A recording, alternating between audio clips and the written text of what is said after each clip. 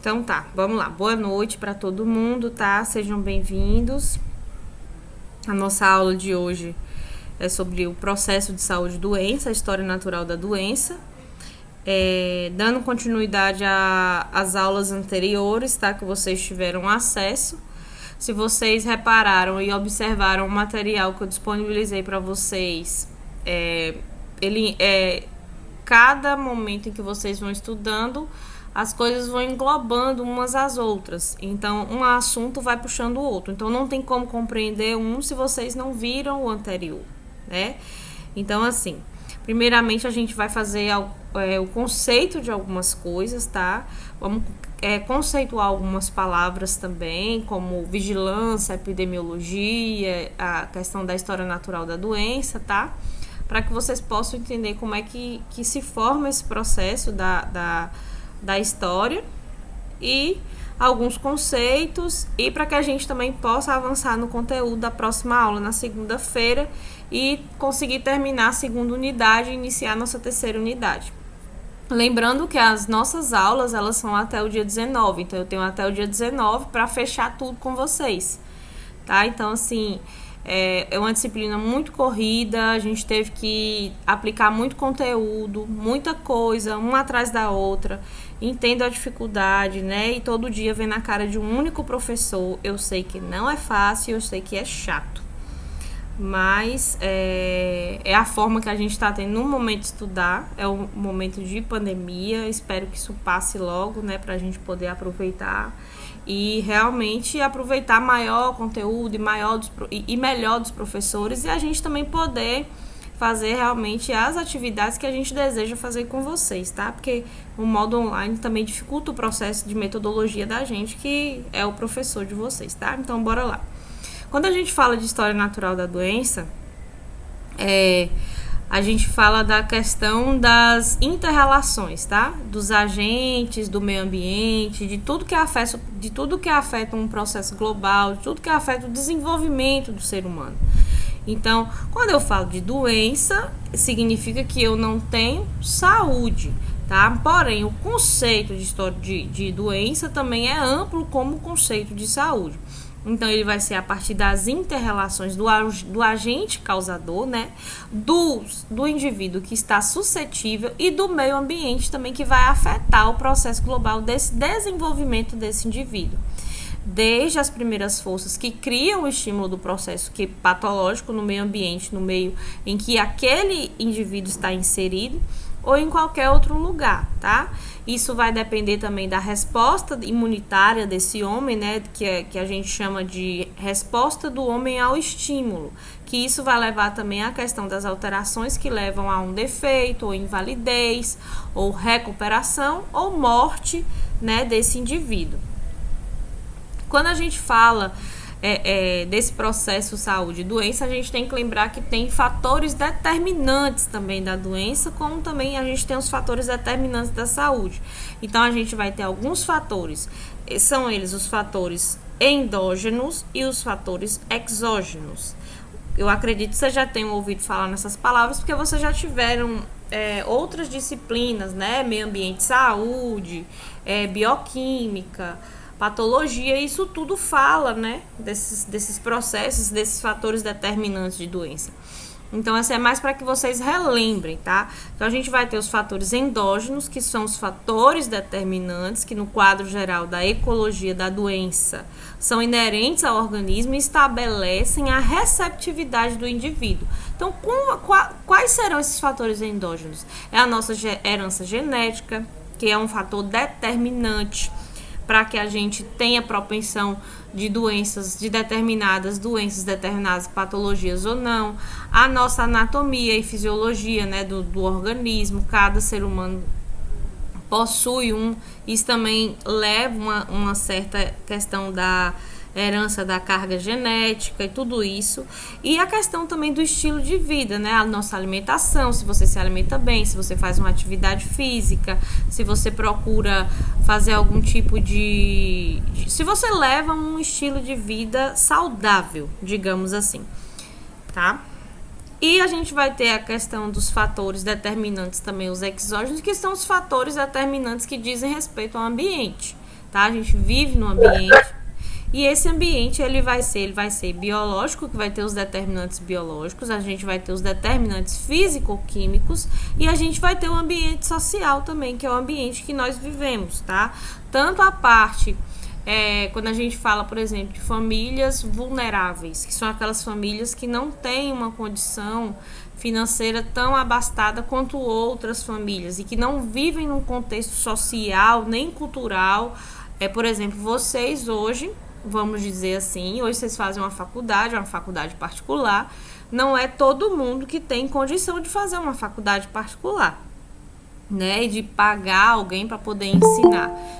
Só um minutinho, deixa eu aceitar aqui um colega que acho que está querendo entrar. Então não é todo mundo que tem condição de fazer isso, ou de por exemplo, hoje vocês têm uma casa, tem um local para morar, tem certas condições que outras pessoas não têm. E isso influencia, sim, na saúde, influencia, sim, no processo de doença de qualquer pessoa, tá? Além das questões também físico-químicas, que vão também na questão do ambiente em que você vive, da casa onde você mora, se você tem acesso a saneamento básico, se você tem acesso a determinadas coisas, como também se você faz algum tipo de tratamento, se você faz algum tipo de uso de substâncias que não deveria fazer, e aí por aí vai. A gente vai ter aqui também na parte da determinação social, quando a gente fala da questão das oportunidades. Então, quando a gente vai definir as oportunidades, a gente lembra que as oportunidades, elas vêm a partir de um conceito que são probabilidades que contam as pessoas para satisfazerem suas necessidades e desejos. Isso não difere de forma aleatória, nem devido a outros fatores ambientais, nem genéticos ou biológicos, tá? Isso vai ser... Lorena, cadê o Zumbu? Acabou. Gente, vocês estão com o microfone ligado. Você tá ouvindo a gente? Porque eu tô falando, a pessoa estiver falando aí, tá lascada. Agora que a gente tá ouvindo nada. Vocês não estão me ouvindo? A internet agora sim, mas antes a apresentação saiu. Só um Tá minuto. assim, Calma aí que eu vou colocar novamente.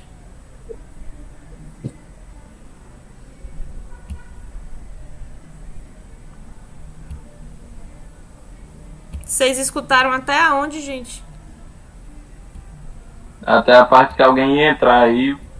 Então saiu. Eu parei nisso aí mesmo, tá? Aqui. Você estava falando de famílias vulneráveis. Isso, exatamente. Que foi a parte do contexto social, né? Isso, da que as famílias vivem, que as pessoas estão inseridos. Você estava falando dessa parte. Posteriormente, a gente precisa conceituar algumas palavras que vocês também... Vocês já tiveram a disciplina de epidemiologia? Não, ainda não. Ainda não? Vão ter, Ainda tá? não, vai ter. Vão ter a disciplina de Se epidemiologia. eu não me engano, é esse semestre. Vocês está agora. Vocês vão ter a disciplina de epidemiologia. A gente vai conceituar algumas coisas da epidemiologia. Vocês não vão ver assim totalmente, tá? Mas eu preciso conceituar algumas coisas da epidemiologia para vocês, para que a gente entenda os processos a seguir, tá? Deixa eu aceitar aqui também outra pessoa. Vamos lá. Quando a gente fala de epidemiologia, né, a palavra, ela vem, né, do grego. E aí a gente vai ter a parte do epi, que significa sobre, tá? Traduzindo assim, de forma bem grosseira mesmo. Demio ou demos, que significa população. E logos, que é tratado. Ou seja, é o estudo de alguma coisa que aflige ou afeta a população. Epidemiologia, portanto, é o estudo de alguma coisa que aflige, afeta a população. Tá? A gente vai ter também alguns tipos de epidemiologia. A gente vai ter epidemiologia clássica, epidemiologia clínica, dividida em níveis, em maneiras de estudar. Quando a gente fala da epidemiologia clássica, a gente fala de fatores de risco, tá? quando a gente fala, é a epidemiologia que vai prevenir e que vai retardar a mortalidade, ou seja, ela vai buscar entender os processos que adoecem determinada população para prevenir e retardar que aquelas pessoas cheguem a óbito, por exemplo, para diminuir a taxa de mortalidade, prevenir e retardar mesmo. Quando a gente fala da epidemiologia clínica, a gente já vai para a parte de diagnóstico de tratamento, ou seja, essa doença já está instalada no organismo dessa pessoa. Então, a epidemiologia clínica, ela vai estudar os fatores de melhoria do diagnóstico e do tratamento do indivíduo. E vai estudar também a questão do prognóstico de pacientes doentes, tá? Então, quando a gente fala de prognóstico, é o quê? É saber se esse paciente ele vai ter uma melhora clínica significativa ou se esse paciente... Quando a gente fala, qual o prognóstico desse paciente, doutor? O médico ele vai dar um prognóstico. Ele vai dizer, não, o paciente está evoluindo bem. Não, o paciente está... não vai evoluir ou não evoluiu, né? Então, tem alguns termos que a gente utiliza, como é o caso do prognóstico de pacientes, e isso a gente vê na epidemiologia clínica, ok? Quando a gente vai para a parte das maneiras do estudo científico de doença, como é o caso da epidemiologia, que também estuda toda essa parte, ela vai poder ser abordada tanto no nível submolecular ou molecular, que é a parte da biologia celular, bioquímica, imunologia. Então, a epidemiologia, ela engloba todas as outras ciências. Então, ela vai englobar a biologia, a bioquímica e a imunologia, que vocês já viram, né, na faculdade também. E ela também engloba a questão, né, do nível dos tecidos e órgãos. Então, quando a gente estuda anatomia patológica, a gente também estuda epidemiologia, a gente estuda o nível da epidemiologia. Quando a gente fala do nível individual do paciente, a gente estuda a parte clínica da epidemiologia, e quando a gente fala do nível de população, a gente estuda a epidemiologia dita própria e é aquilo ali. Por quê? Porque a epidemiologia ela é basicamente aquilo que você estuda sobre uma população, algo que afeta uma população, ou uma doença, ou um agravo, ou uma doença de notificação compulsória. E aqui a gente vai ter também, né, em 1951, a gente teve outro tipo de conceito dado à epidemiologia. E com isso foram se surgindo vários conceitos, porque os estudos foram se aprimorando. Então, em 1951, a epidemiologia ela recebeu um conceito totalmente diferente, pois ela recebeu um conceito que ela era como se fosse um campo da ciência médica, e esse campo ele era preocupado com o interrelacionamento de vários fatores e de várias condições que iriam determinar a frequência e a distribuição do processo infeccioso. Ou seja, ele iria determinar a doença ou o estado fisiológico de uma comunidade humana. Então, na década de 50, o conceito de epidemiologia, que era tão pequeno, ele se amplia. Só que em 78, a gente também agrega valor a esse segundo conceito que a gente teve da epidemiologia. Em 78, a gente disse que a epidemiologia também é o ramo da ciência da saúde, que estuda na população a ocorrência, a distribuição e os fatores determinantes dos eventos relacionados com a saúde. E atualmente, né, desde 1999, todos esses estudos eles foram englobados, né? E hoje a gente tem um conceito que corrobora e que ele é dito até hoje, nos dias atuais, né? Até 2021, a gente ainda tem esse conceito, que é uma ciência que estuda todo o processo de saúde e doença nas coletividades humanas, tá? Então, aquela parte de apenas indivíduo, ela sai. Tá? Então, é uma ciência que vai analisar a distribuição e os fatores determinantes das enfermidades, danos à saúde e os eventos associados à saúde coletiva, propondo medidas específicas. Antes era apenas o estudo que estudava os determinantes das enfermidades, das patologias. Agora, ele é o estudo que estuda todos esses processos dos determinantes das enfermidades, desses danos à saúde, de tudo associado à saúde coletiva, porém, ele vai propor medidas específicas também de prevenção, de controle, de erradicação de doença. Ele vai também fornecer indicadores. É aqui que a gente começa a estudar indicador. Tá? Aqui que a gente começa a falar de taxa de natalidade, taxa de mortalidade, todas aquelas taxas que às vezes vocês escutam os professores falando, ou que vocês já ouviram falar. É aqui que vocês começam a prestar atenção nos indicadores. E esses indicadores, eles servem de suporte ao planejamento, à administração, e ele também serve de avaliação das ações de saúde que são feitas em todo o contexto.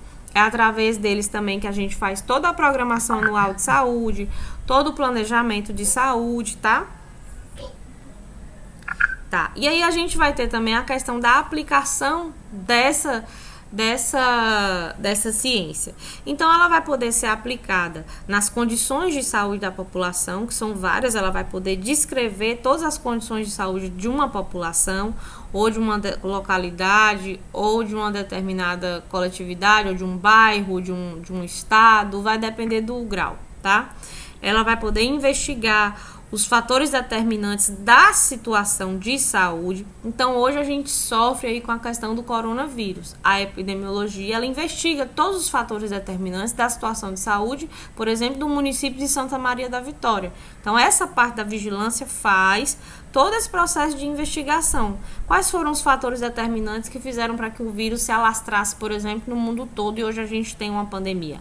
Então, é a epidemiologia que faz todo esse processo. Então, ela avalia também o impacto das ações, né, para alterar a situação de saúde. Da mesma forma que ela investiga, ela vai avaliar também o impacto de todas essas ações. E aí ela busca alterar a situação de saúde atual.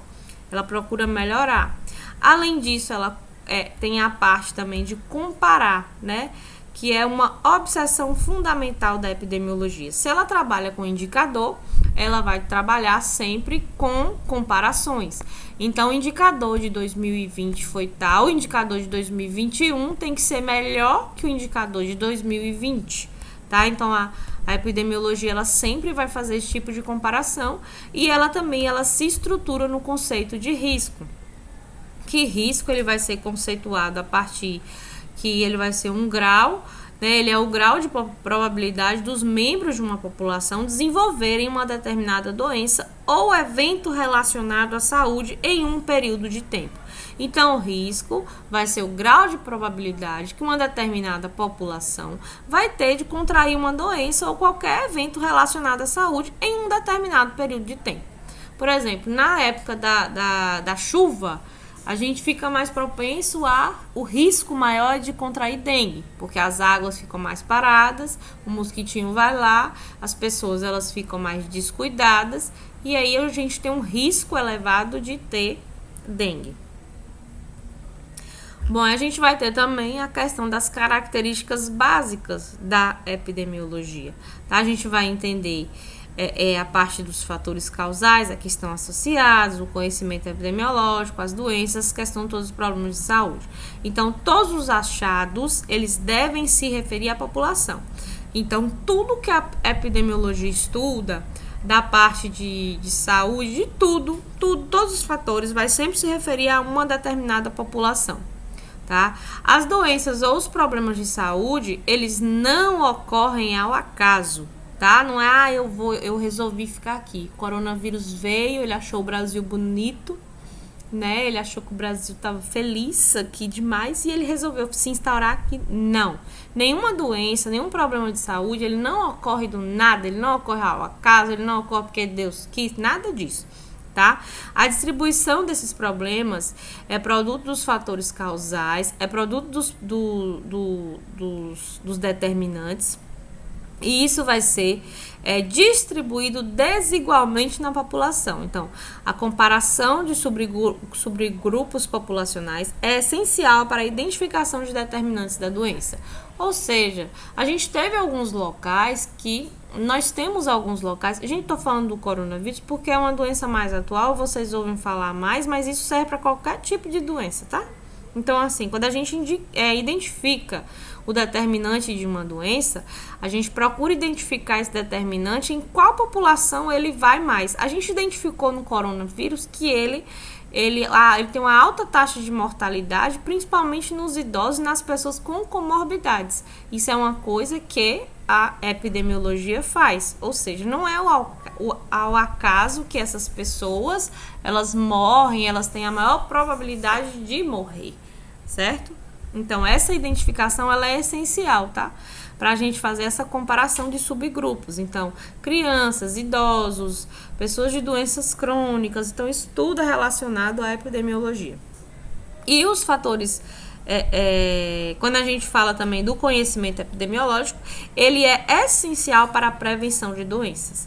Então, a partir do momento que você começa a conhecer doenças e a questão de doenças novas, né? E a questão de doenças que estão reemergindo também. Nós já conhecemos algumas doenças que estão reemergindo.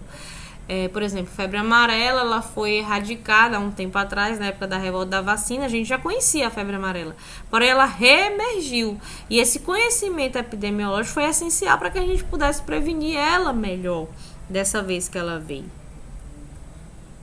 Bom, e os principais usos da epidemiologia vai ser, né, vamos ter vários, tá, gente? Vamos ter vários principais usos aí da epidemiologia. Entre eles, nós vamos ter o diagnóstico de saúde comunitária, tá? Então, quando eu quero fazer o diagnóstico situacional da saúde de uma determinada comunidade, eu uso, sim, a epidemiologia. Quando eu quero fazer um monitoramento das condições de saúde de uma população, de uma área, de uma unidade básica de saúde em que eu estou coordenadora, vamos supor, de um hospital em que eu percebi que o nível de infecção hospitalar está alto naquela localidade. Então, eu posso fazer um monitoramento dessas condições de saúde para poder ajudar e intervir nesse processo, tá? Então, identificar também, né, a identificação dos determinantes de doenças ou agravos, os determinantes das doenças ou agravos. Então, o que faz que essa doença venha? A doença não vem ao acaso, né? Ela possui determinantes que fazem com que ela se instaure em determinada população e que ela fique ali pelo determinado período de tempo. A validação dos métodos diagnósticos. Então, a epidemiologia também, ela valida esses métodos. Esse método, ele é eficaz? Ele não é? A epidemiologia também faz todo esse processo. O estudo da história natural das doenças, que é o que a gente está vendo agora. Então, a epidemiologia faz isso também. A avaliação epidemiológica dos serviços de saúde. Então, a epidemiologia também é uma ciência que ajuda nessa avaliação epidemiológica desse serviço de saúde. Se ele está progredindo, se não, o que a gente pode melhorar, tá? E os princípios metodológicos da epidemiologia têm aplicação direta no manejo clínico de doentes, tá? E no planejamento, gerenciamento e avaliação desses serviços de saúde.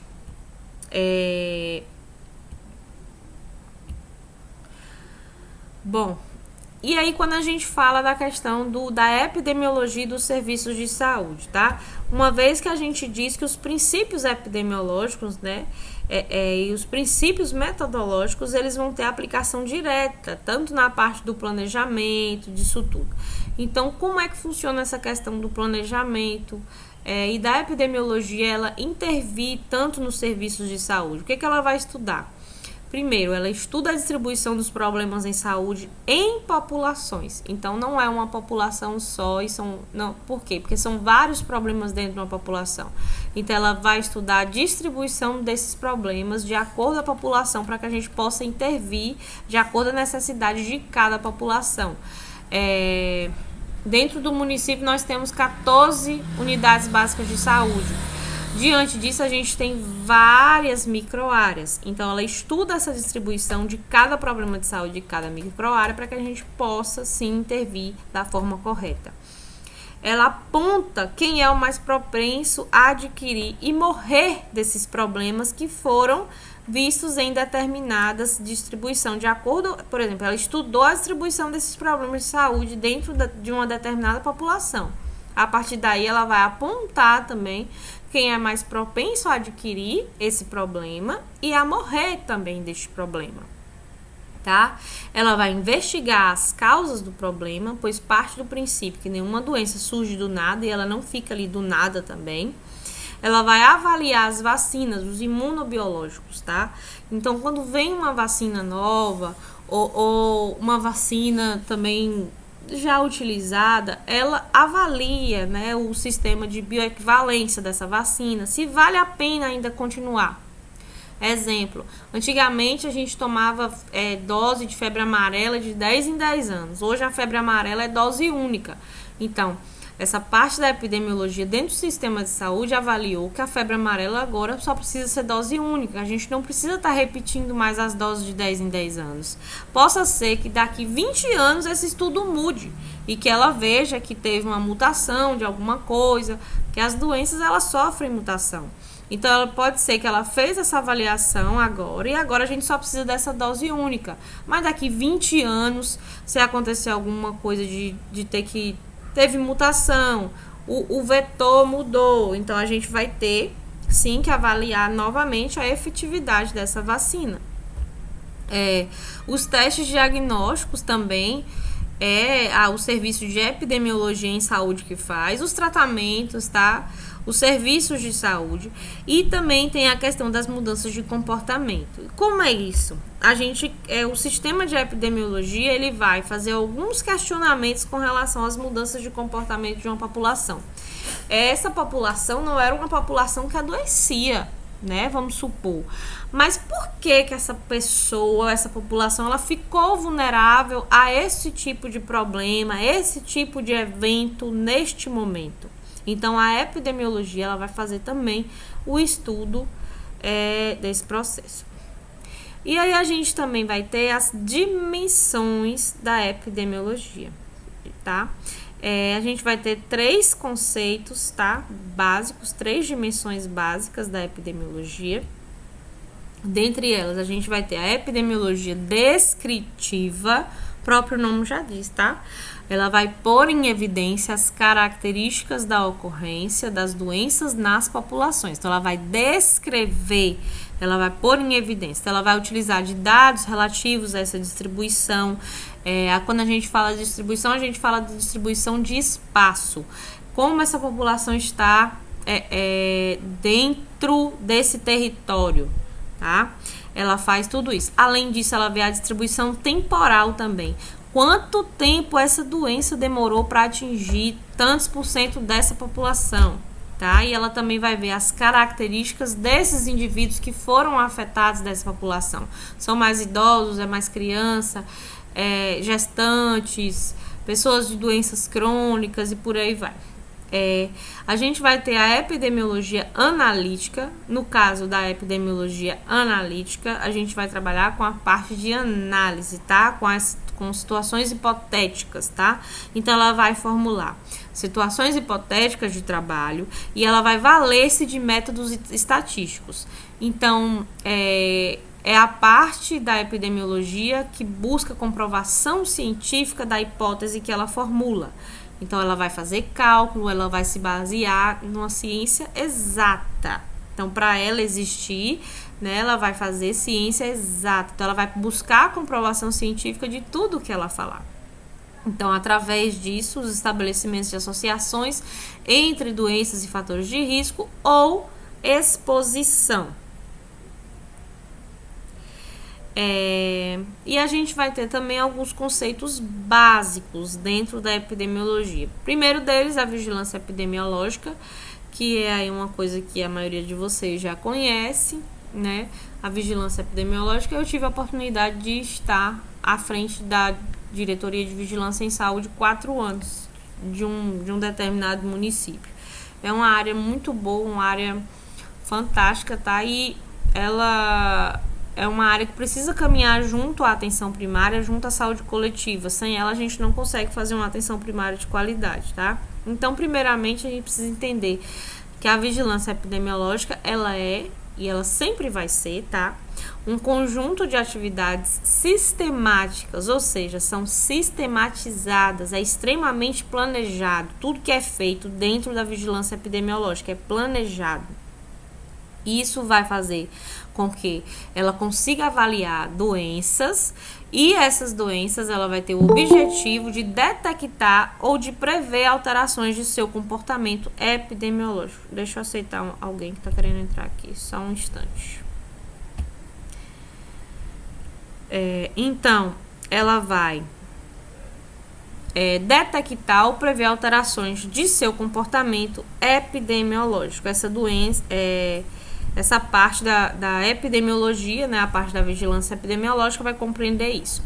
Além disso, a gente vai ter alguns objetivos dentro da vigilância epidemiológica. Então, a vigilância epidemiológica, ela é objetiva coletar, analisar, interpretar dados, né, os dados de rotina, aqueles dados rotineiros de unidades de saúde, de hospital. Então, a vigilância epidemiológica que vai fazer isso. Ela vai fazer também a parte de investigação epidemiológica. Então, tudo que surge de novo e que precisa ser estudado, que precisa ser investigado, por exemplo, não sei se vocês já ouviram esses termos, mas quando ocorre um óbito, a gente precisa investigar o óbito. Então, se preenche a declaração de óbito. Essa declaração de óbito vai uma via para a vigilância epidemiológica. Isso é lançado em um sistema. E a partir daí, a depender da causa da morte, essa causa ela tem que ser investigada pela vigilância epidemiológica. Então, a vigilância, né, junto com a atenção primária à saúde, normalmente quem faz isso, essa parte da investigação é feita junto com o enfermeiro da unidade básica de saúde e o médico da unidade básica de saúde também.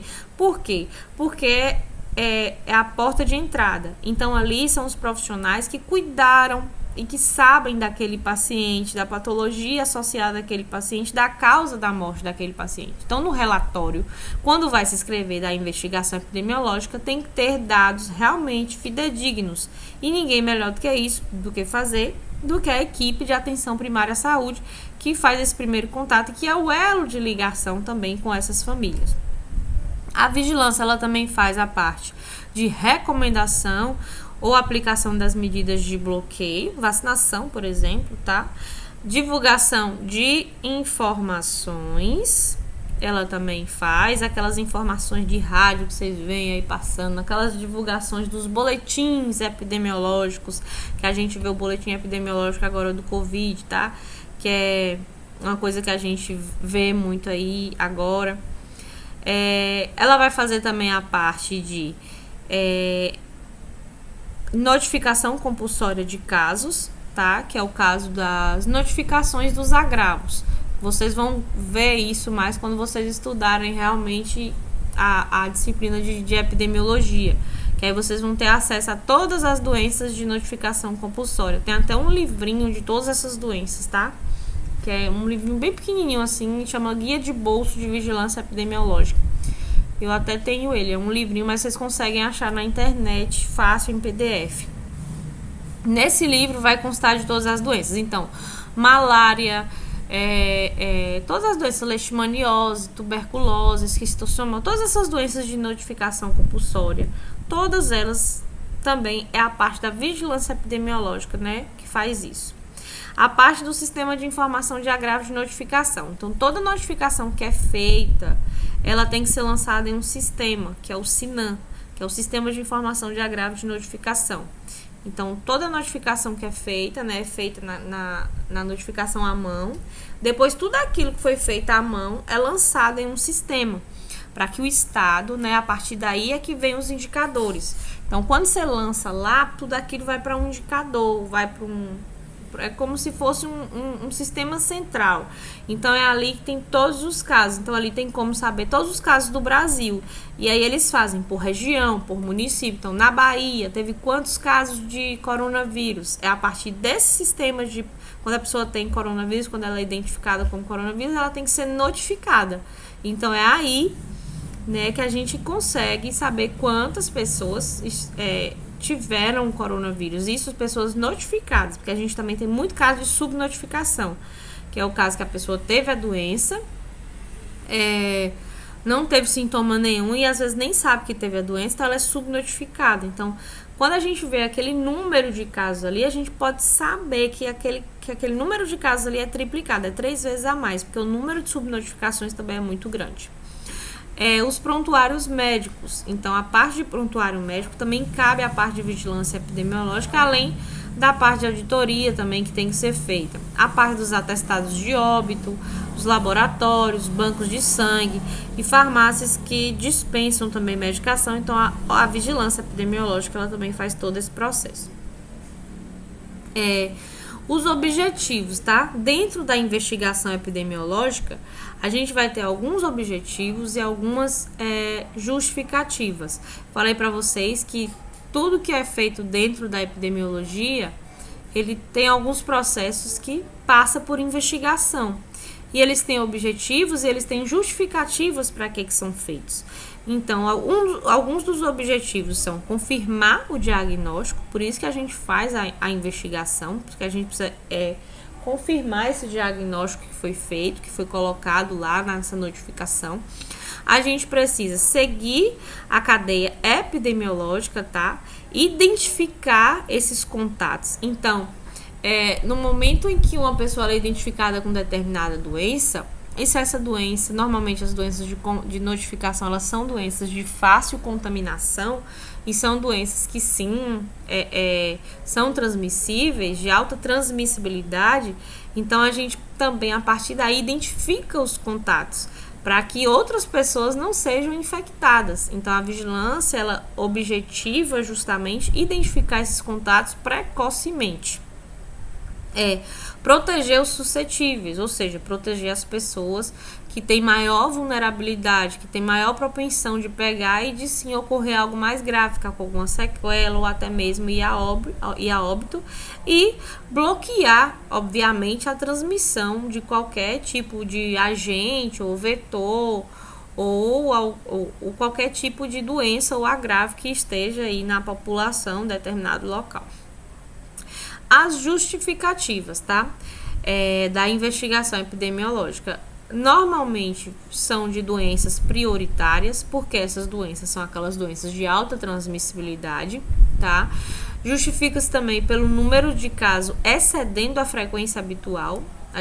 Quando a gente tem uma doença que excede, né? Estamos agora no momento de pandemia, então a vigilância epidemiológica hoje trabalha praticamente para coronavírus, né? Tanto que hoje, quando a gente fala de dengue, as pessoas até se assustam, porque ninguém parece que está adoecendo de dengue mais, porque hoje tudo é coronavírus, a preocupação é isso. Então, o número de casos que excede da frequência habitual, o número de casos, o número de pessoas, de mortos que nós já tivemos, excede a frequência habitual. Então, a justificativa de se fazer a investigação epidemiológica também se faz pela questão dessa quantidade exagerada, exacerbada, né, da frequência do número de casos de uma determinada situação. A suspeita de fonte comum de infecção. Em um determinado bairro, várias pessoas estão com diarreia. Dentro da vigilância epidemiológica, a gente tem alguns boletins que eles são preenchidos rotineiramente. E dentro desses boletins tem um da questão da diarreia, tá? Porque a preocupação da vigilância é justamente a cólera, o rotavírus, algumas doenças que a gente identifica e que essas doenças dão sim diarreia, né? Além de outras coisas. Então, quando uma pessoa tem diarreia, ela procura a unidade de saúde, ela não é notificada, né, que ela teve diarreia. Porém, tem uma planilha, né, que é utilizada, e nessa planilha é necessário que a gente alimente os dados desse paciente que teve diarreia. A partir daí, a gente vai ver quantas pessoas naquela semana, isso é uma notificação semanal, tá? Porque a gente também vai ver que tem a frequência das notificações. Tem notificação que ela é imediata, tem que fazer no momento. Tem notificação que ela é semanal, tá? Então, a diarreia, por exemplo, não é bem uma notificação, mas é um boletim que precisa ser preenchido. E esse boletim os municípios preenchem, A gente preenche no hospital, preenche nas unidades básicas de saúde. Isso é enviado para a coordenação de vigilância epidemiológica. Isso é consolidado na diretoria de vigilância em saúde e encaminhado para as bases regionais de saúde. A partir daí, as bases elas têm noção, e o município também que faz esse processo, ele tem noção da localidade. Por exemplo, localidade do centro, eu recebi, 10 pessoas que tiveram diarreia em determinada localidade, em determinada rua. Eu percebi ali, por exemplo, que aquelas 10 pessoas ali do centro, elas moram em tal rua. Aí a gente tem condição de estudar o seguinte: será que não é a água da rua? Será que essas pessoas são da mesma família? Então, assim, é a partir daí que se faz investigação epidemiológica. E uma das justificativas é essa questão justamente da suspeita da fonte comum de infecção, tá? Então, a diarreia, nesses casos, é um exemplo dessa fonte comum de infecção, tá? A evolução da doença mais severa do que habitualmente. Então, normalmente, quando uma doença ela evolui mais severamente do que o habitual, isso também é investigado, por isso que é investigado, e algum tipo de dano da saúde desconhecido. Então, nunca se ouviu falar. Primeira vez que se viu na vida, precisa investigar. Outra coisa, a investigação ela vai permitir determinar algumas coisas. Então, a investigação ela permite que a gente determine a fonte de infecção, de onde veio, as vias de transmissão, como é que transmite essa doença? É por via oral, por via fecal, por via de aerosol, ela pega por contato direto, ela pega por via sanguínea, qual é a via de transmissão dela? A questão dos contatos, dos demais casos que venham a surgir, as medidas de controle apropriadas para aquele tipo de doença, os fatores de risco, tá, de determinada doença e os ensinamentos para situações futuras, caso venha a ocorrer novamente algum tipo de caso parecido. Além disso, a gente tem a parte das medidas de divulgação, que normalmente é a parte de recomendação ou aplicação de medidas de bloqueio, que a gente entra com a vacinação, com o tratamento, com o isolamento dessas pessoas. Por exemplo, eu tive Covid, eu tive que ficar em casa 14 dias, então eu fui isolada, né? Foi o tipo de... eu tomei, né, a medicação do protocolo, tudo certinho, o tratamento. E, logicamente, agora já fui imunizada, porque sou profissional de saúde e faço parte do grupo de risco. Então, já tomei minha vacina também. Então, a investigação epidemiológica, ela serve para isso. Ela recomenda a aplicação de medidas de bloqueio. No caso do coronavírus, foi feito tudo isso. A questão do isolamento, do protocolo de tratamento e a questão da vacinação agora. A divulgação das informações. No caso do coronavírus, também a gente tem os boletins epidemiológicos diários. Aqueles boletins, aquilo ali que vocês veem, aquilo ali a gente chama de boletim epidemiológico, que é a parte de divulgar a informação realmente para a população, em geral, de saber como anda a situação epidemiológica de tal doença no município. A gente dá o exemplo do coronavírus, que é algo que está aí mais, mas isso ocorre se fosse outra doença, também ocorreria da mesma forma.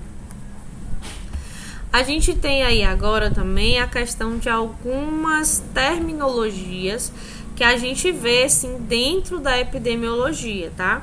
Dentro da epidemiologia, a gente vai estudar alguns termos, né? Por exemplo, a gente vai ter surto e epidemia, tá? Quando a gente fala de surto e epidemia, vocês vão ver que, tecnicamente, eles são sinônimos. Tá? São palavras que a gente usa no cotidiano. Teve um surto ali de tal doença. Nina, tal epidemia de não sei o que, de dengue, não sei aonde. Então, assim, tecnicamente, surto e epidemia são a mesma coisa, principalmente no linguajar popular, tá? Então, assim, quando a gente fala de surto, tá? Para que a gente possa entender, quando a gente fala de surto, a gente fala de um aumento significativo localizado, tá? De pequenas proporções. Então, um surto em tal bairro, em tal rua, em tal área.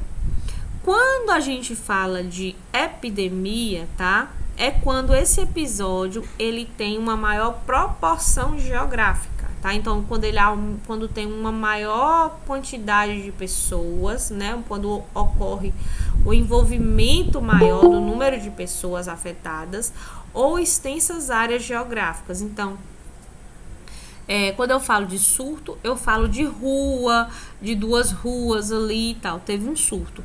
Quando eu falo de uma epidemia, eu falo de uma determinada área maior, tá? Por exemplo, 2 bairros grandes foram afetados por tal doença. Acho que tem alguém querendo entrar.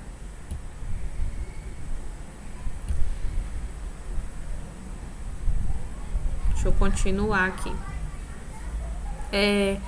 Outra coisa que a gente também tem que saber que são termos, né, que a gente utiliza dentro da epidemiologia. A gente vai ter o caso primário e o caso secundário. O caso primário, como o nome já diz, é o primeiro caso da doença, é o caso que introduz o conhecimento da doença. Então surgiu o primeiro caso de coronavírus no mundo. Ele foi o caso primário da doença, ele foi o primeiro caso. Os casos secundários são os casos, né, que ocorrem no decorrido período de incubação, né? Ou seja, eles são descobertos através de investigação. Então, são os casos que ocorrem depois, né, do primeiro caso. Porém, esses casos, eles são observados após o período de incubação da doença. Não é à toa que hoje a gente sabe qual o período dessa incubação. Normalmente, o vírus ele vai demorar de 3 a 14 dias para se manifestar em algumas pessoas, ou às vezes ele não vai nem se manifestar, tá? Então, ele vai ser descoberto através de investigação. E a gente vai ter também o caso índice, tá? Na prática, na vigilância epidemiológica, esse caso ele é o mais importante, pois ele é o caso, né, do primeiro diagnóstico. E a partir desse caso são identificados os contatos, tá? Ele pode não ser o primeiro caso, tá bom, gente? Então, por exemplo, o primeiro caso é o primeiro caso que se descobriu. Então, ele é o caso, a gente chama ele de caso primário, é o caso que descobriu primeiro. Porém, o caso índice é o caso, ele pode não ser o caso que se descobriu primeiro, porém, na prática da vigilância epidemiológica, ele vai ser o mais importante, pois ele recebeu o primeiro diagnóstico. Como é isso? Que a partir dele foram identificados outros contatos que também estão com diagnóstico, tá? Então, quando a gente fala também da questão da vigilância, fala da questão dessas terminologias, a gente precisa lembrar que a partir daí a gente vai definir casos, né? E a partir daí a gente vai ter mudanças de critérios. Então, quando a gente define um caso, a gente começa a definir casos justamente por conta da situação de saúde de um determinado local. Então, a partir daí você define o caso e a mudança de critérios. Como é isso, professora? A mudança de critérios. Por exemplo, quando a gente iniciou o coronavírus, lá no início, a gente tinha um critério, né, de avaliação das pessoas. Tinha que ser pessoas que estivessem viajando nos últimos 14 dias. A primeira nota técnica saiu assim: pessoas viajantes estavam viajando nos 14 dias, não sei o que lá. Aí teve aquela questão das barreiras sanitárias. Só que aí, quando mudou, né, começou a surgir muitos casos, as barreiras sanitárias continuaram, sim, porém, não se tinha mais essa questão de estar viajando ou não. Por quê? Porque a transmissão ela se tornou comunitária, já tinha ali dentro da cidade. Então, o critério, né, ele muda, o critério epidemiológico, o critério de avaliação, ele muda. Então, ele muda de acordo com o transcorrer da doença, de como o comportamento da doença, ele está naquele município, naquela região. Então, virou pandemia, pegou tudo, então o critério de avaliação da doença, ele muda, tá? A questão da subnotificação que eu falei para vocês. Subnotificação é tudo aquilo que teve a doença, mas ninguém sabe, foi subnotificado, ninguém notificou.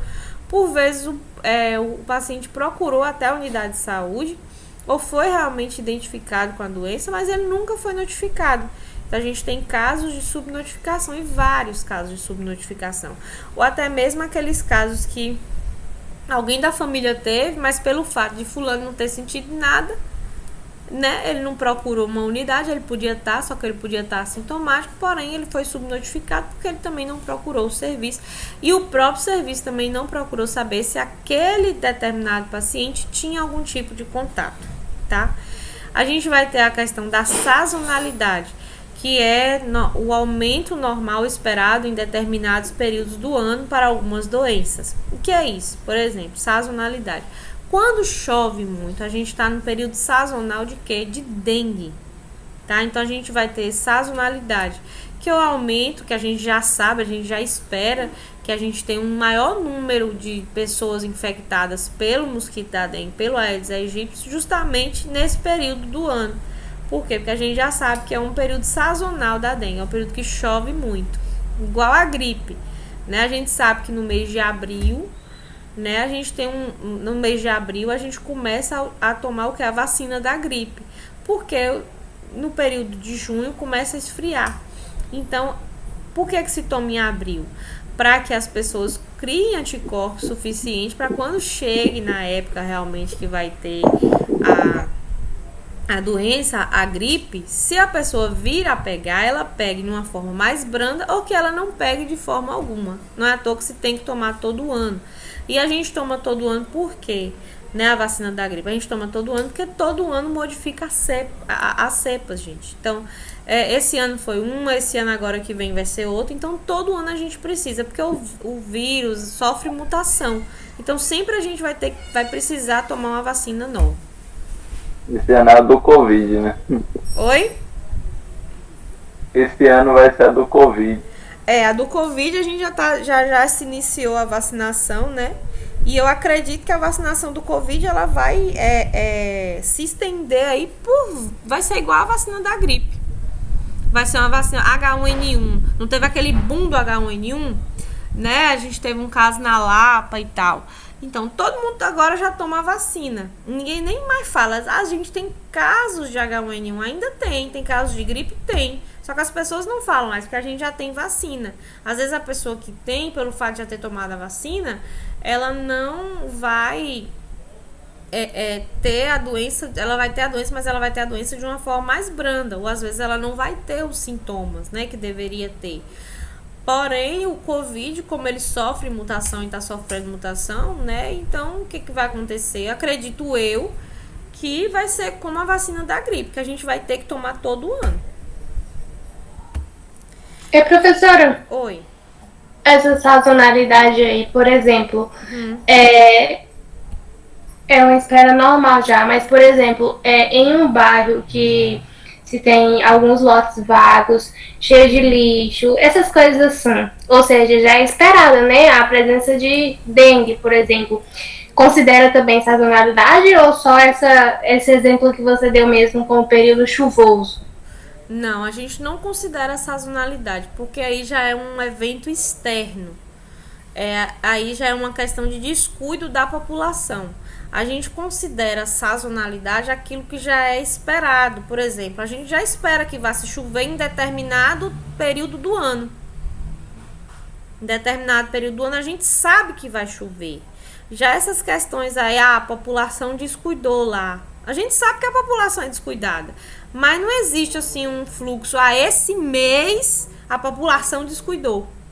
Entendeu? A gente sabe da sazonalidade porque é um evento que a gente já é ciente, já vai chover em tal período. Então a gente já sabe que naquele período a gente vai ter mais dengue, porque a gente vai ter mais água empoçada e tudo isso. Santa Maria, essa região aí, é uma região muito quente. Então é uma região que quase não chove. E a gente tem um período chuvoso. Então, nesse período chuvoso vai ser o período de sazonalidade de determinado município. Tem alguém querendo entrar aqui, deixa eu aceitar. Deixa eu voltar aqui.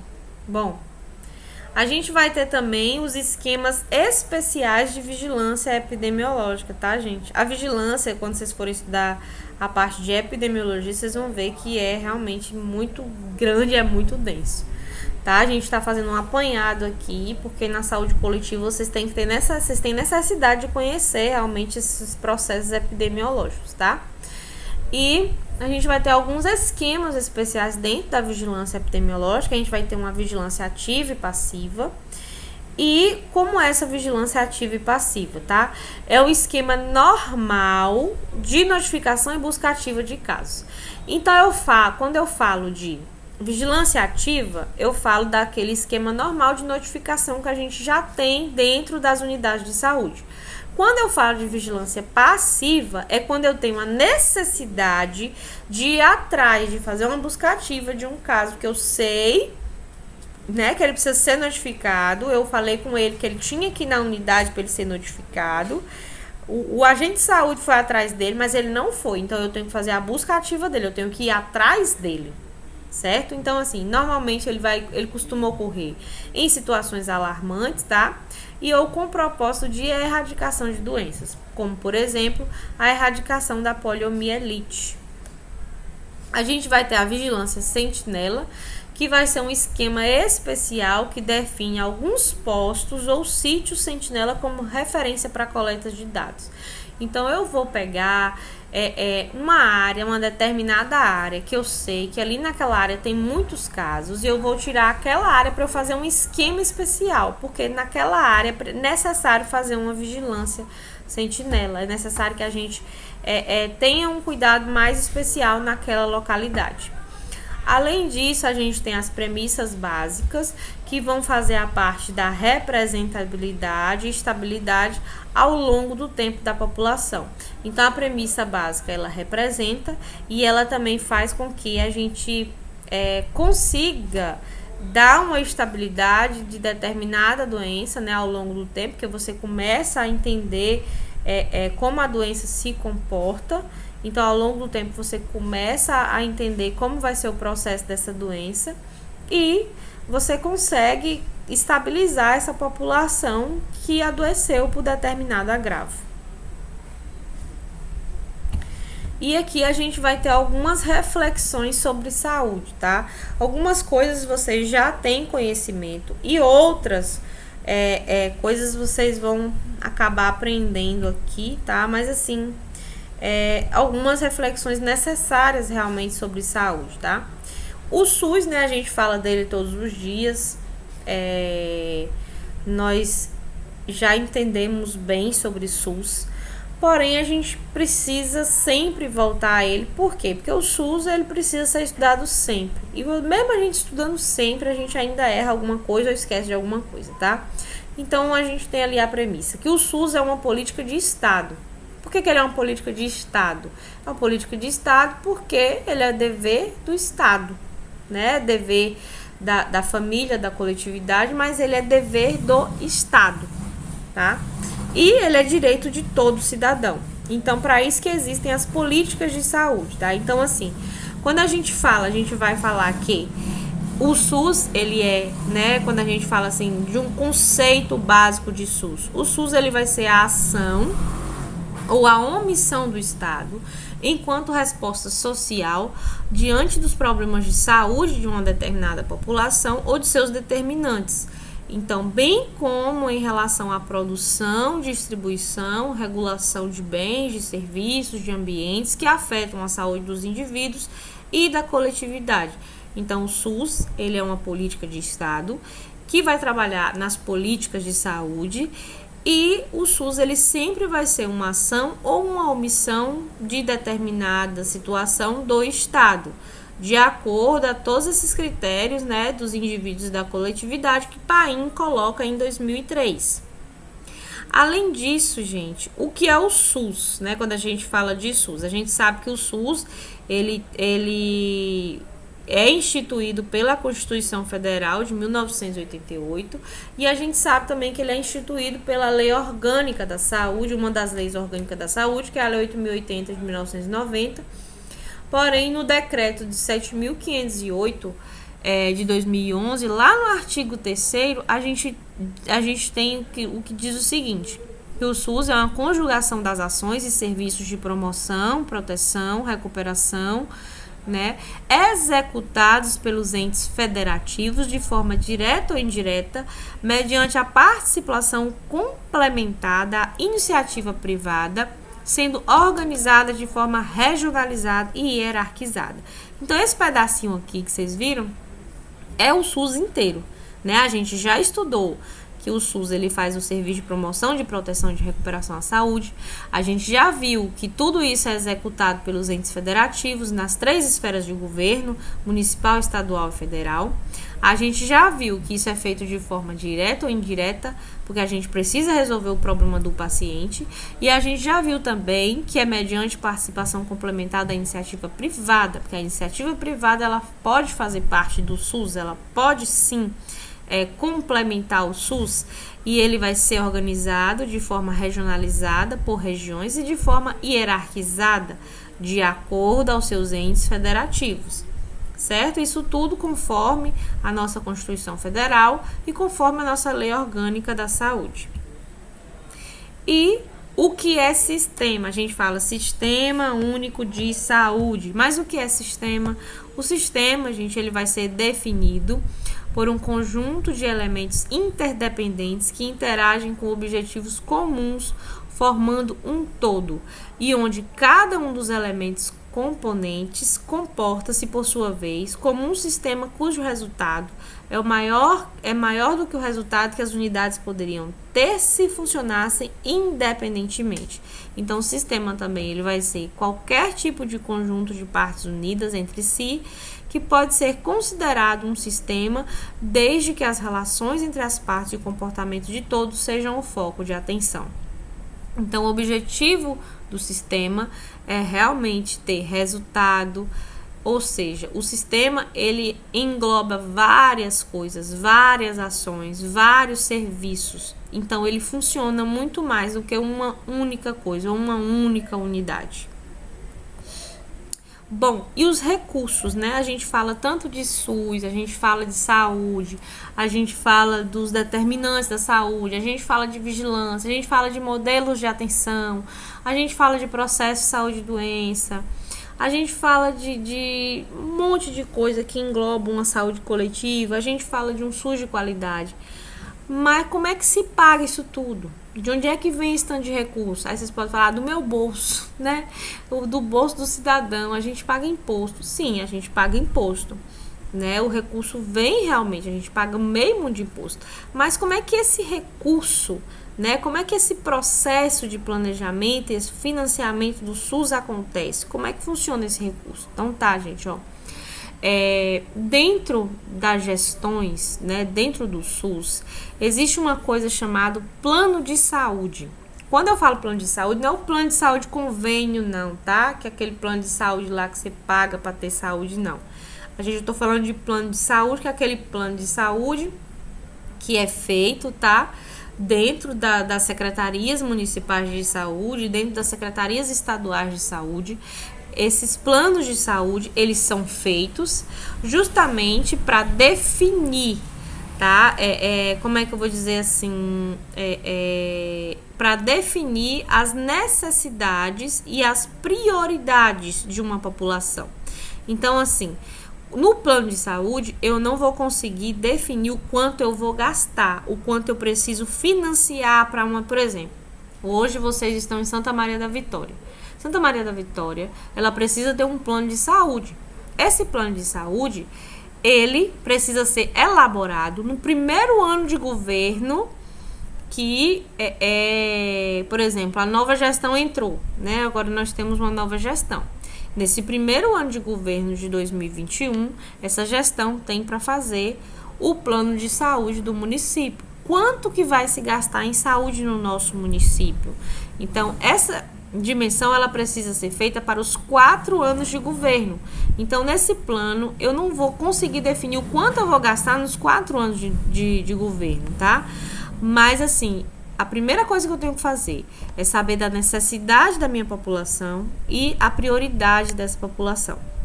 A partir daí, eu vou definir os objetivos, né, que eu preciso para financiar o custeio dessa população, as diretrizes do SUS que tem lá englobadas, né, que eu preciso financiar essa população toda na questão da universalidade, na equidade, na questão da universalidade. Então, assim, eu preciso pegar as diretrizes do SUS e as metas, né, que foram estabelecidas para que eu desse uma saúde de qualidade para aquela população. Então, o plano de saúde, ele é elaborado no primeiro ano de governo. Ele precisa ver quais são as necessidades e prioridades de uma população. Ele trabalha com objetivos, com diretrizes e com metas dentro desses 4 anos. Então, em 2021, eu vou fazer o quê? Meta. 2022, meta. 2023, 2024, meta. Certo? Posteriormente, para que eu possa entender também, eu vou ter uma programação anual de saúde, né? Uma programação anual de saúde, e essa programação, ela é justamente o instrumento que vai operacionalizar as intenções expressas no plano de saúde. Então, eu faço meu plano de saúde e a partir do plano de saúde eu vou programar anualmente a minha saúde, tá? Então, nessa programação vão conter as ações, né, de saúde que vão acontecer naquele ano específico. O que essa programação vai garantir? Ela tem que garantir o alcance dos objetivos e o cumprimento das metas do plano de saúde. Então, lá no plano de saúde vai ter para 2021 os objetivos e as metas que eu quero alcançar. Na programação de saúde, vai ter que ter como é que eu vou alcançar esses objetivos e essas metas para esse plano de saúde. Então, nele vai ter as metas anuais pretendidas, os recursos orçamentários necessários e ele vai ter uma dimensão anual. Então, na programação de saúde, eu vou ter que colocar tudo lá. É como se fosse uma matriz de intervenção. O que eu vou fazer no ano de 2021, né? Na minha programação anual de saúde, o que eu vou fazer? O que eu vou fazer aqui? Como é que eu vou gastar? O que eu vou gastar aqui de dinheiro nessa programação para conseguir o que está lá escrito no plano de saúde? Eu tenho que atingir a meta do plano dentro da programação. E a gente vai ter também, depois da questão da programação, a gente vai ter uma coisa chamada da regulação do acesso à assistência, tá? Que vai compreender especificamente uma atenção básica resolutiva, ou seja, uma atenção básica estruturada. Vocês viram as redes de atenção à saúde. Nas redes de atenção à saúde, eu tenho que ter uma regulação de acesso. Por quê? Porque se eu não tenho na atenção básica, né, eu tenho minha atenção básica lá estruturada, porém a atenção básica ela é resolutiva para os casos primários. Quando eu parto para uma atenção que precisa de uma média e alta complexidade, eu já preciso encaminhar esse paciente. Então, a gente fala de regulação de acesso da assistência. Então, eu compreendo que eu tenho uma atenção básica resolutiva, estruturada para atender os casos de assistência, de atenção primária, tá? E nessa atenção básica resolutiva, o que é que eu vou ter? Eu vou ter profissionais competentes, estruturados, e que esses profissionais, ao verem que esse paciente ele está evoluindo para uma situação de média alta complexidade, uma situação ambulatorial de especialidade, ele vai encaminhar esse paciente, né, para o tratamento adequado, para os responsáveis adequados. Ele vai seguir protocolos assistenciais adequados para a realidade daquele paciente. É para isso que existem os complexos reguladores em todos os níveis de assistência, municipal, estadual e federal. Então, os complexos reguladores, eles seguem um protocolo, eles seguem uma demanda. Então, centrais de regulação de urgência, centrais de regulação de leitos, centrais de regulação de consulta e exame, centrais nacional de regulação de alta complexidade. Então, o paciente ele passa de uma central a outra de acordo com a necessidade que esse paciente tem. Lembrando que a atenção básica ela atende apenas os casos que compõem atenção primária, que ela consegue resolver lá. E a gente vai ter, dentro desse contexto, uma emenda constitucional, tá? Que é de número 29, tá? E a gente tem nessa emenda os recursos mínimos a aplicar. Então, quais são os recursos mínimos que o município, que a União, que o Estado precisa aplicar dentro da saúde? Isso a gente tem na Emenda Constitucional de número 29 de 2000, no parágrafo 2º. Gente, nós pagamos muitos impostos mesmos. E tudo que a gente paga de imposto, seja imposto federal, estadual ou municipal, essa porcentagem que eu vou falar aqui para vocês, ela é tirada justamente desses impostos, de todos os impostos que a gente paga. Então, a União, os estados e os municípios, eles deverão aplicar anualmente em ações e serviços públicos de saúde recursos mínimos derivados da aplicação da União, dos estados e dos municípios. A União, ela vai repassar o montante do recurso orçamentário que ele é empenhado do ano anterior. Então, o montante do recurso orçamentário do ano de 2020 ele é corrigido pela variação nominal do PIB, né, que é do Produto Interno Bruto do ano de 2021, e vai ser destinado 15% do valor da União para a saúde. Nos estados acontecem da mesma forma, porém, vai ser 12% do produto da arrecadação desses impostos e nos municípios é 15% do produto da arrecadação desses impostos. Isso é o recurso mínimo a ser aplicado, tá? E quais são os gastos que nós temos em saúde, né? Quais são os gastos que são tidos na saúde? Que a gente tem esse tanto de emenda, esse tanto de lei, esses recursos, né, que a gente tem dentro da saúde pública, esses sistemas todos que a gente tem. Mas quais são os gastos que a gente tem em saúde? A saúde gasta muito, mas a gente tem que saber aonde gasta. Quais são os serviços que gastam dentro da saúde pública? Então, a gente vai ter gastos em vigilância em saúde, e essa vigilância inclui a vigilância epidemiológica e a vigilância sanitária. A gente vai ter gastos em atenção integral e universal à saúde em todos os níveis de complexidade, incluindo assistência terapêutica e recuperação de deficiências nutricionais. A gente vai ter gasto na parte de capacitação do pessoal de saúde do Serviço Único de Saúde, porque esses profissionais eles precisam ser treinados, eles precisam ser capacitados, e o SUS ele faz muita capacitação, ele tem muito telesaúde. Então, esse dinheiro também é utilizado para essa educação permanente desse pessoal. Ele também é utilizado para quê? Para o desenvolvimento científico e tecnológico de controle e qualidade promovidos por instituições do SUS. Então, aquelas pessoas que desejam fazer mestrado, doutorado e que querem fazer pela saúde pública, existem as escolas de saúde pública.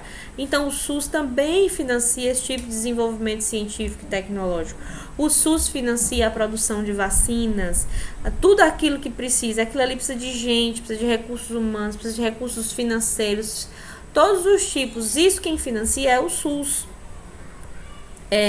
A gente tem também o gasto com a produção, a aquisição, distribuição, olha o tanto de coisa, gente. Não é uma coisa só, é a produção, a aquisição, distribuição de insumos específicos do serviço de saúde no SUS, tais como os imunobiológicos, que são as vacinas, o sangue, os hemoderivados, que eu já falei para vocês que tudo é no SUS. Você pode estar num hospital particular, se você precisa de sangue ou de algum hemoderivado, de plaqueta, qualquer coisa, isso vai vir do SUS, independente se você pagou um plano de saúde, se você pagou uma consulta particular, se você precisa, vem do SUS. Medicamentos e equipamentos médico-odontológicos também, tem alguns que vêm do SUS, tá? Tudo isso é pago no SUS quando é da saúde pública, tá?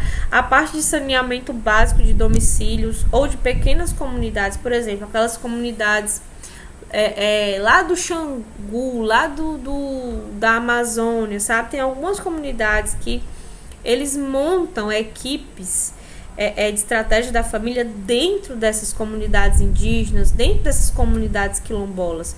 E isso tudo é pago por quem? Pelo SUS. Tudo isso é do SUS, tá? E logicamente que isso vai ter que ser aprovado pelo Conselho de Saúde do ente federativo, pelo Conselho de Saúde também municipal, tá?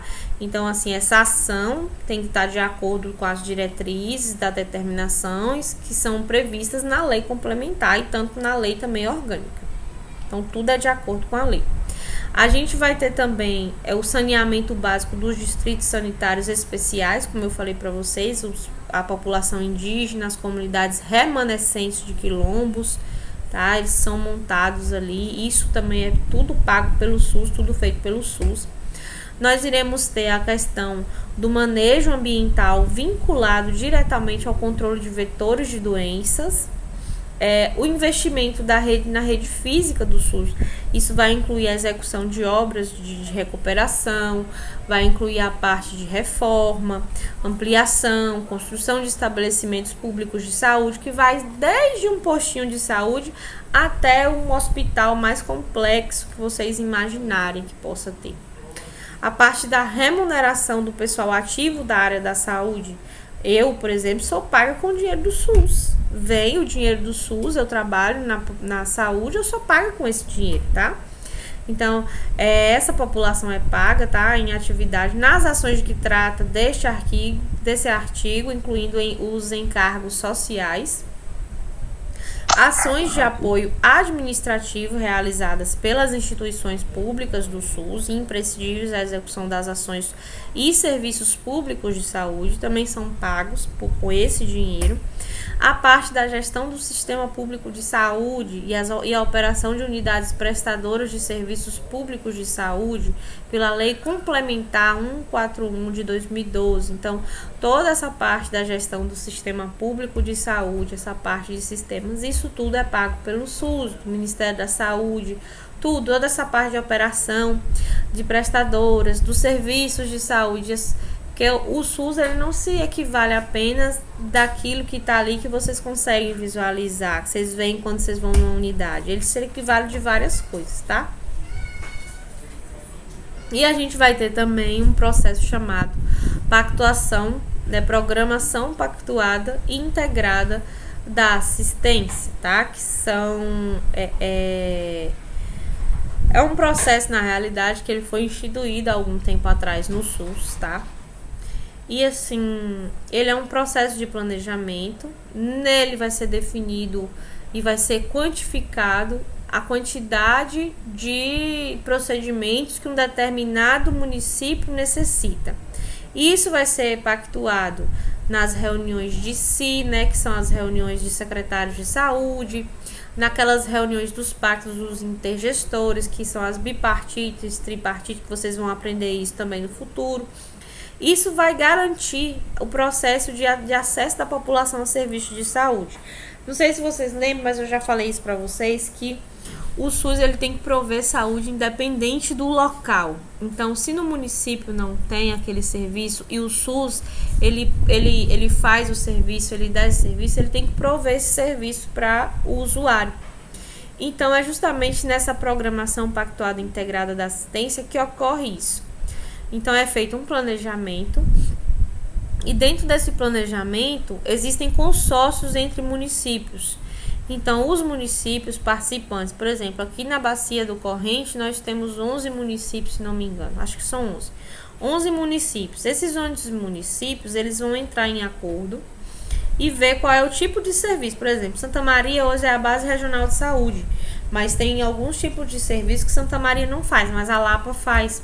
Então, o que Santa Maria não faz e que necessita e que o SUS cobre, o município de Santa Maria vai lá e paga para a Lapa executar os serviços que ela não pode fazer aqui, por falta de estrutura física ou por falta de profissional, independente. O que não pode é deixar de existir o serviço. Esse serviço tem que existir para o usuário que tem necessidade dele, tá? E isso vale, não só municipal, gente, isso vale tanto no território estadual, porque quando a gente não tem um serviço aqui que necessita de um serviço de maior, por exemplo, a gente tem Barreiras, que é a macro regional. Se não faz em Barreiras, vai para Salvador. Independente, tem que ter o serviço e esse serviço ele tem que ser ele tem que ser promovido para essa população que necessita desse serviço. E a PPI, né, que é a pactuação. Professora, Oi. uma questão aqui, por exemplo, eu moro num lugar que é pertencente à região de Correntina, município de Correntina, né? Sim. E é muito comum, eu falo porque eu sei, já vi, tenho familiares que moram, mas, por exemplo, se vai uma pessoa que é do município de Correntina para ser atendida no hospital de Irabandi, o pessoal lá não gosta de atender. Se você chegar e falar, tipo assim, já aconteceu o caso de não atender.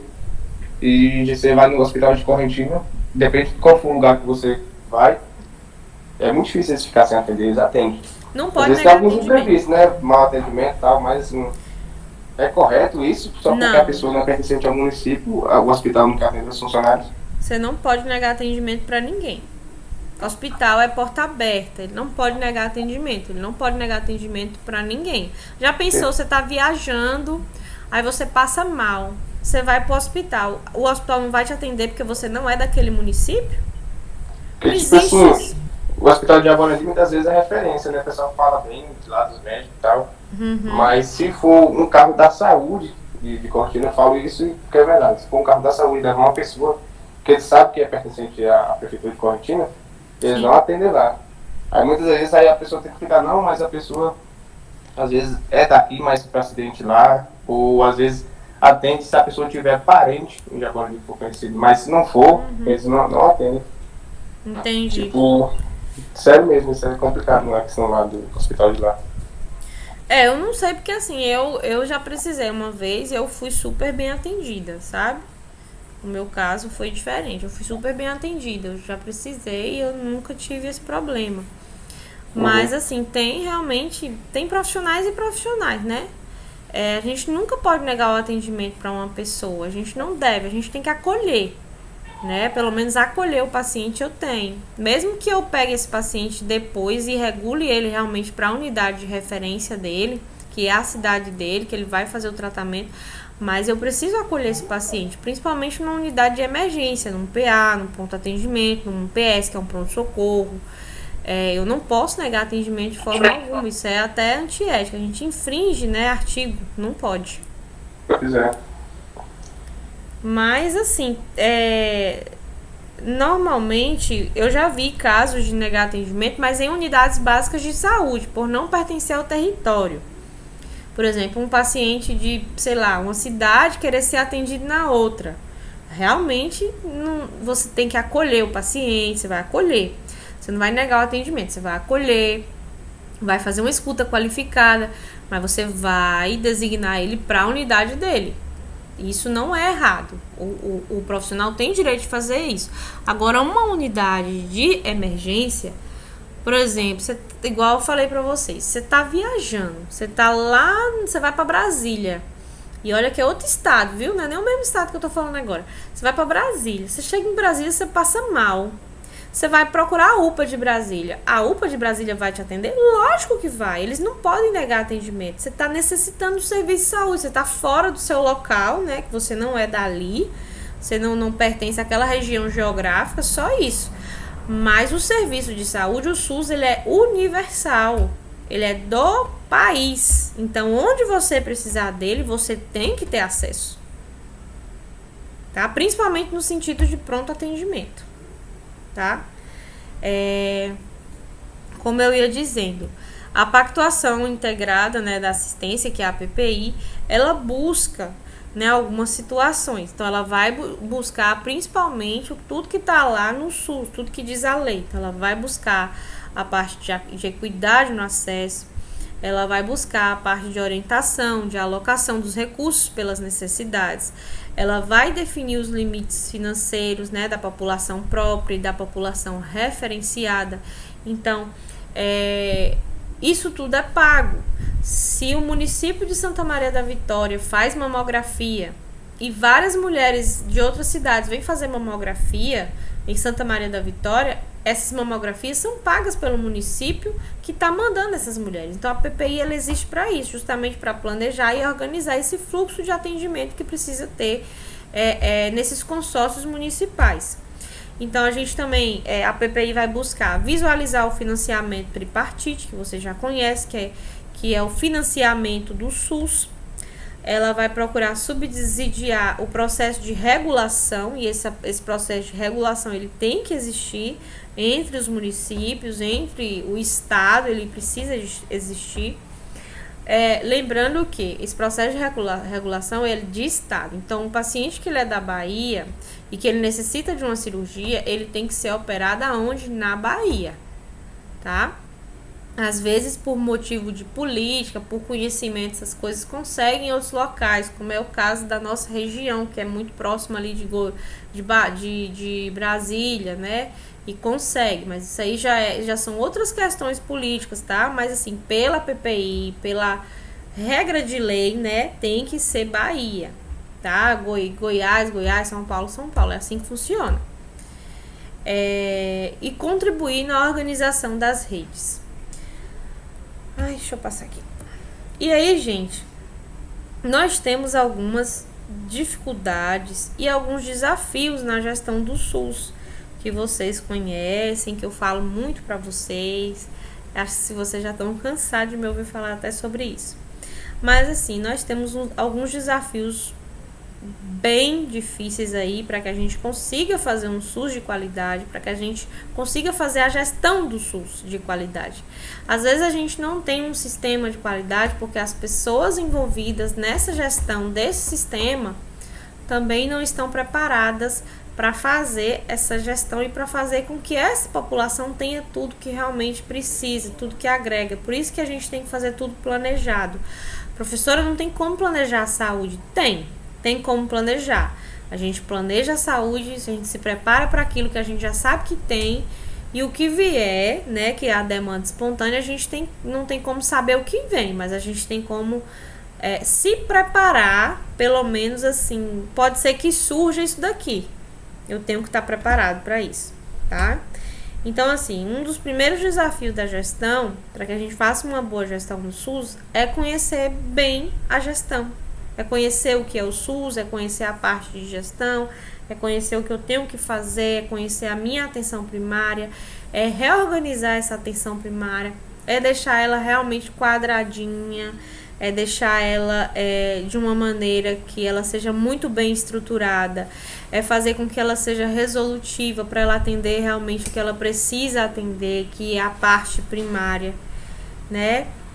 E fazer com que esses profissionais eles sejam muito bem esclarecidos sobre isso, é ter os recursos humanos necessários, é ter os equipamentos necessários dentro dessa atenção, e também na parte, né, da atenção curativa, que já vai para da parte de média e alta complexidade. Eu também preciso conhecer bem essa gestão, eu preciso saber, eu preciso ter um plano anual, eu tenho que ter um plano de saúde bem fundamentado, eu tenho que fazer uma programação de saúde de acordo com esse plano anual de saúde que eu fiz. Então tudo tem que ser muito bem fundamentado. Eu tenho que conhecer muito bem de gestão para fazer isso. Outra coisa, usar da criatividade. Gente, quem é enfermeiro, eu acho que é o profissional que mais é criativo nesse mundo, porque não tem condição. Nós fazemos de uma luva um garrote, nós fazemos de uma luva cheia de água um travesseiro para uma parte demasiada de um paciente, sabe? Então, assim, é usar da criatividade. O SUS, ele não vai conseguir abarcar tudo. É impossível, é inviável em termos de recursos financeiros. Por mais que você planeje tudo direitinho, a demanda, ela sempre vai ser muito maior do que a oferta, tá? Ela sempre vai ser muito maior do que a oferta. A gente não tem nenhum quantitativo de profissionais suficientes, para vocês terem noção. Mesmo com essa quantidade de profissionais que estão se formando agora. Antigamente era muito pior, hoje a gente já está numa realidade até um pouco mais elevada e assim, melhorada, digamos assim. Mas a gente tem que sim utilizar da criatividade para fazer uma boa gestão, para fazer uma boa gestão desse SUS, para entender muito bem dele, para que a gente realmente execute todos os programas que tem nele, que a gente agregue valor realmente a esses programas e que atinja o objetivo do programa. E não só leia lá a portaria, mas não entenda. Tem muita gente que lê ali a portaria, viu que tem algum recurso para receber, tal, vai lá, faz tudo, mas depois quando o recurso vem, não sabe nem o que fazer com aquele dinheiro. Então aquele dinheiro fica ali parado, você tem que devolver para o ministério, porque não é mais como antigamente, que o dinheiro ficava lá. Não, a partir de se você não usa o dinheiro, o município tem que devolver o dinheiro para o ministério. Então não existe mais isso de dinheiro parado em conta. O dinheiro, ele tá ali, ele tem até tal data para ser utilizado, então você tem que utilizar. Então as coisas têm que ser muito bem planejadas. Então quando o gestor vai lá e fala, vou adquirir tal recurso através de tal portaria, ele já tem que pensar em como ele vai gastar esse recurso, aonde ele vai gastar e para que esse recurso vem, já que as portarias vêm tão engessadas e já dizendo o que eu vou fazer com determinada coisa.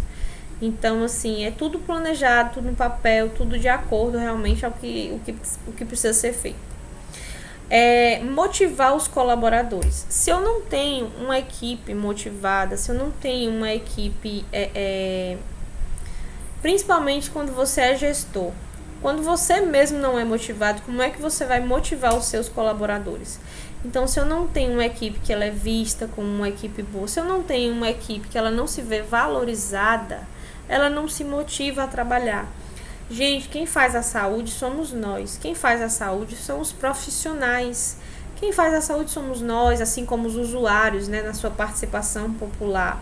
Porque a ouvidoria do SUS está aí para isso. Mas se eu não motivo os meus colaboradores, se eu apenas reclamo ou eu não dou ferramentas adequadas para que esse trabalhador, para que esse colaborador, para que ele realmente faça um trabalho de excelência, eu vou ter um trabalho razoável e não é esse o meu interesse. Então, se eu quero um trabalho de excelência, eu preciso ser um gestor também de excelência. Preciso mostrar ao meu colaborador que eu estou ali para seguir junto com ele e para ajudar ele no que ele precisar. Eu tenho que aprender a não só cobrar do meu colaborador uma escuta qualificada, mas também utilizar com ele de uma escuta qualificada. Aprender a ouvir o colaborador que está lá na ponta. Saber quais são as necessidades dele, porque ele sabe o que a população precisa, tá? E planejar para assegurar o acesso da minha população. Então, se eu planejo, eu organizo, eu executo, eu atinjo meta. Dessa forma, eu asseguro o acesso de uma população ao meu serviço de saúde, ao serviço único de saúde. Então, por vezes, o SUS ele é perfeito, gente. Por vezes, a gente não consegue todos os processos do SUS porque a gente não planeja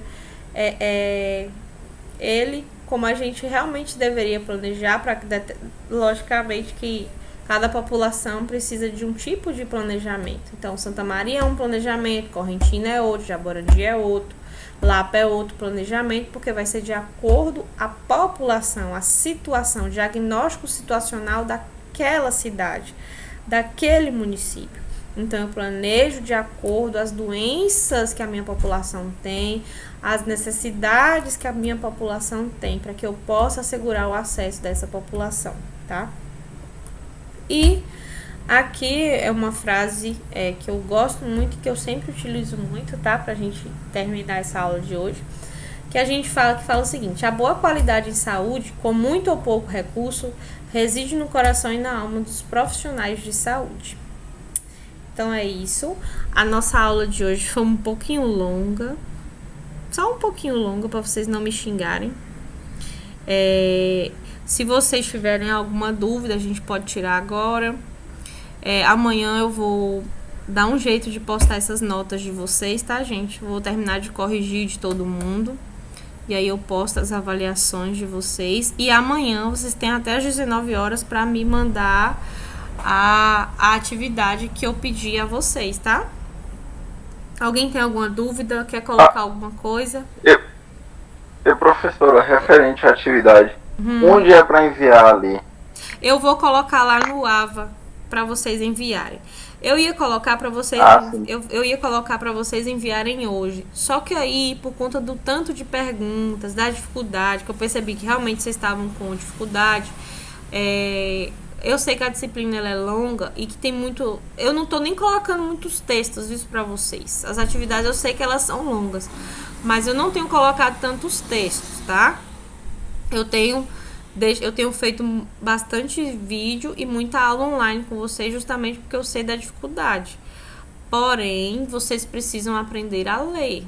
Eu sinto falta disso. Vocês têm que ler, tá? O professor aqui falando é importante, a gente dá aula para vocês, mas vocês precisam ler, tá? O que a gente fala aqui, gente, é uma parcela do que tá no livro. Não tem como a gente falar tudo que tá no livro para vocês. A gente procura falar tudo, né? De tudo um pouco, de todos os assuntos um pouco, explicar para vocês de tudo um pouco, mas não tem como explicar para vocês tudo que tá dentro de um livro, que tá dentro de um capítulo. Vocês têm que ler. Vocês têm mais alguma? Oi. Aí, beleza, eu vou responder as atividades lá, tá? O que pede no texto. Sim. E aí, fora isso, no final, esse quadro de síntese é um quadro que eu posso fazer e já abranger a ideia de todos os autores lá, né? Isso. Ou tem que ser separado cada um? Nesse quadro, vocês vão Não fazer. faço no caso que eu quero dizer. No Vocês- caso da resposta, ó, eu já faço assim. Vocês vão fazer uma tabela com 3 colunas, tá? Em cada coluna vocês vão colocar a visão do autor. É só isso, é um quadro comparativo. Vocês vão comparar as opiniões de cada autor. O autor número 1 falou tal coisa dos modelos. E fora isso, a resposta do que tá pedindo lá, né? Isso. Ou a senhora quer só a síntese? Não, eu quero as respostas daquelas Yeah. das duas questões e quero a síntese, Ah, tá? ok, então. Sim, a senhora ia falando do quadro. Ei, professora, Oi, para de gravar aí pra aula não ficar muito grande? não entendi. Para de gravar aí pra aula não ficar muito grande. Eu já parei de gravar. Ah, tá. Ah, tá, a Vitor tava falando, depois eu Ai, pergunto. vixe, não parou não. Peraí, deixa eu parar aqui agora.